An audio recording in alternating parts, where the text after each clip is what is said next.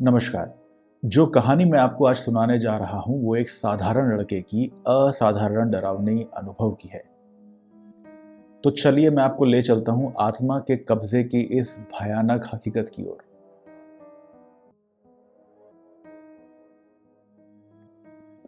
तो ये कहानी है 12 साल के लड़के की जिसका नाम है राहुल। राहुल गर्मियों की छुट्टियां मनाने के लिए अपने माँ बाप के साथ अपने दादा दादी के गांव गया। ये गांव उत्तराखंड के शहर से दूर जंगलों के बीच में बसा हुआ था। हर साल राहुल को अपने गांव में गर्मियों की छुट्टियों में आना बहुत अच्छा लगता था, मगर इस बार कुछ अलग था, कुछ बहुत अजीब। गांव के बुजुर्गों का कहना था कि रात के समय जंगल में जाना ठीक नहीं है, खास तौर से उस कुएं के पास। मगर राहुल अपने गांव के छोटे दोस्तों के साथ में इन सब बातों का मजाक उड़ाया करता था और शायद यही उसके जीवन की या उस वक्त की सबसे बड़ी बेवकूफ़ी साबित हुई। लोगों का कहना था कि शायद उस कुएं में कोई रहता है, कोई ऐसा जो पहले तो आपको अपने पास बुलाता है। लोग जो भी वहां जाते हैं या तो वहां से वापस लौट के नहीं आते, और आते हैं तो वो अकेले नहीं होते, उनके साथ होता है या कोई प्रेत या कोई आत्मा।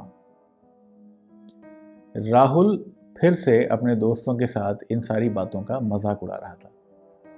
शाम को राहुल के दोस्तों ने बातों बातों में कहा कि वो उस कुएं के पास जाना चाहते हैं।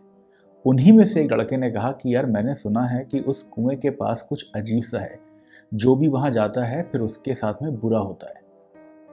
इस पे राहुल ने कहा कि अगर वहां पे कुछ भूत या आत्मा होती तो अभी तक तो गांव वालों ने इस कुएं को खत्म कर दिया होता, इसे मिटा दिया होता। जिसपे सब लोग हंसे तो सही, लेकिन कोई भी आगे उस कुएं के पास जाने के लिए तैयार नहीं हुआ। रात हुई, सब अपने अपने घरों में जाके सो गए, लेकिन राहुल इस कुएं के बारे में सोचकर सो नहीं पा रहा था। उसकी जिज्ञासा उसे चैन लेने नहीं दे रही थी। उसी रात राहुल एक टॉर्च के साथ उस जंगल की ओर निकल गया। जब वो बाहर निकला तो उसने देखा कि रात का घना अंधेरा और एक अजीब सी शांति। पैरों के नीचे आने वाले सूखे पत्तों की आवाज भी राहुल को डरा रही थी, लेकिन उसके दिमाग में एक फितूर चल रहा था कि उसको जाके उस कुएं को देखना है और गांव वालों को सच्चाई बतानी है। तो राहुल ने अपना टॉर्च जलाया और चल दिया कुएं की तरफ। जब वो कुएं के पास पहुंचा तो उसको थोड़ी ठंड लगने लगी। राहुल बच्चा था, शायद उस वक्त इतना समझ नहीं पाया, लेकिन जून के महीने में इतनी ठंड होना स्वाभाविक नहीं है। राहुल झुका उस कुएं के अंदर देखने के लिए। जब राहुल झुका तो राहुल को ऐसा लगा कि उसके पीछे कोई आकर के खड़ा हुआ। राहुल की हार्ट बीट बढ़ गई। राहुल अपनी खुद की धड़कनें सुन पा रहा था। राहुल डरा तो सही, लेकिन डर के मारे भी उसने बहुत तेजी से चिल्लाया कि कौन है वहां, और बोलते से ही पीछे मुड़ा। मैं पीछे मुड़ के देखा तो वहां कोई भी नहीं था, और अचानक से उसी समय उस कुएं के अंदर से एक फुसफुसाने की आवाज आई। वो आवाज थी, राहुल, ओ राहुल। राहुल अब बहुत ज्यादा डर चुका था। राहुल ने बहुत चिल्लाने की कोशिश की, वहां से भागने की कोशिश करी, लेकिन ऐसा लग रहा था जैसे राहुल को किसी ने पीछे से, एक अज्ञात, एक अदृश्य ताकत ने पीछे से खींच लिया हो। राहुल ने फिर भी बहुत कोशिश करी। राहुल चिल्लाना चाह रहा था, लेकिन उसकी आवाज जैसे उसके गले के अंदर घुट चुकी थी।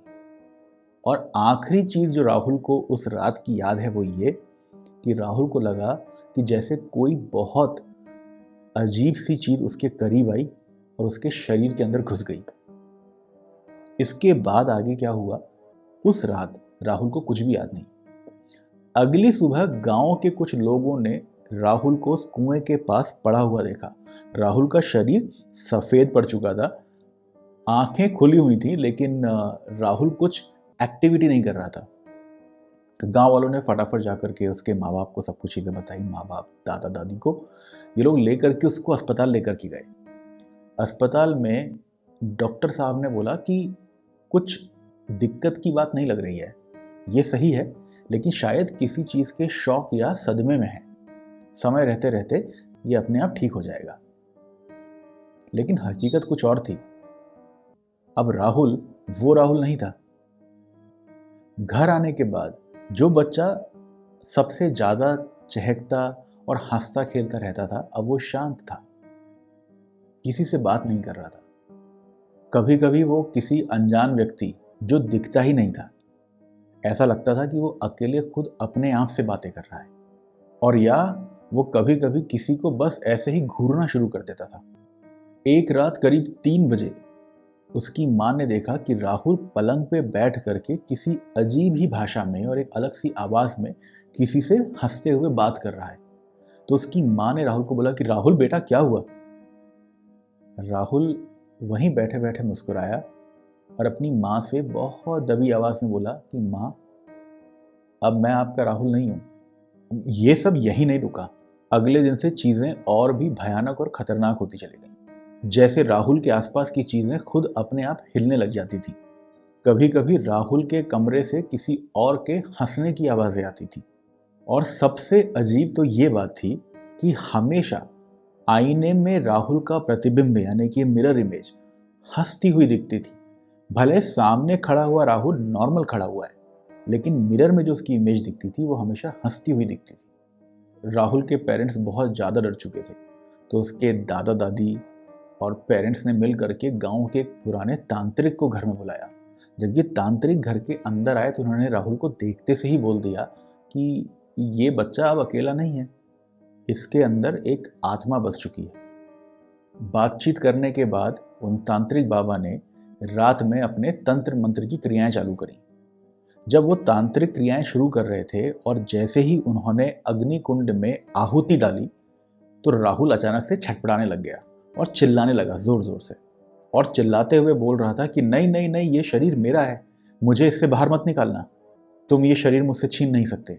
और देखते ही देखते उसकी आंखें पलट गईं, आंखें सफ़ेद हो गईं, और वो एक अजीब सी आवाज़ में बहुत भयानक तरीके से ज़ोर ज़ोर से हंसने लगा। बाबा ने भी अपने मंत्रों के उच्चारण और अपनी ध्वनि को बढ़ा दिया, और फिर कुछ मंत्र पढ़ने के बाद वापस से उनने आहुति डाली हवन कुंड में और ज़ोर से चिल्लाया कि अब जा यहाँ से। और राहुल देखते देखते ज़मीन पर गिर गया। उसका पूरा शरीर ज़मीन पर गिरा हुआ कांप रहा था, और थोड़ी देर में वो सही होने लगा। अगले दिन राहुल के साथ सब कुछ नॉर्मल लग रहा था। राहुल उस कुएं के बारे में जैसे बात ही नहीं करना चाह रहा था। हाँ, मगर एक बात है जो शायद थोड़ी डरावनी है। जिस रात राहुल अपने घर आ गया, यानी कि उसके मॉम डैड के साथ शहर में अपने घर आ गया, तो वो सो रहा था। सोते हुए माँ ने राहुल के सर पे हाथ लगाया और राहुल बड़े हंसते हुए बोला, माँ तुमने मुझे बुलाया। राहुल तो आज बिल्कुल ठीक है, लेकिन उसकी माँ का मानना है कि उस रात वो आवाज़ उसके राहुल की नहीं थी। राहुल की माँ को आज भी लगता है कि वो आत्मा अभी भी गई नहीं है, शायद राहुल के अंदर ही छुप कर बैठी है। तो दोस्तों, राहुल की ये छोटी सी कहानी बस यहीं तक थी। मैं कल फिर मिलूंगा आपसे इसी समय एक नई कहानी के साथ। तब तक के लिए अपना ख्याल रखिएगा, और हाँ, इस वीडियो को लाइक और शेयर करना मत भूलिएगा।